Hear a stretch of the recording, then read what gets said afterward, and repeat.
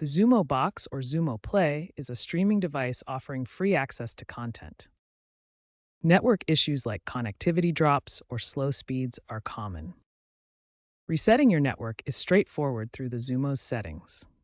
First, forget the current Wi Fi connection. Next, refresh the DHCP settings to get a new IP address. Finally, reconnect to your Wi Fi network. This clears cached settings and renews your IP address to resolve problems. Remember, resetting only affects network configurations, not your apps or data. First, go to Settings, then Network, and select your Wi Fi network. Choose Forget Network to remove the saved profile. Next, unplug your Xumo box for about 30 seconds, forcing a DHCP refresh when you plug it back in. Finally, reconnect to your Wi-Fi, entering your credentials. This gives your Xumo box a fresh IP address.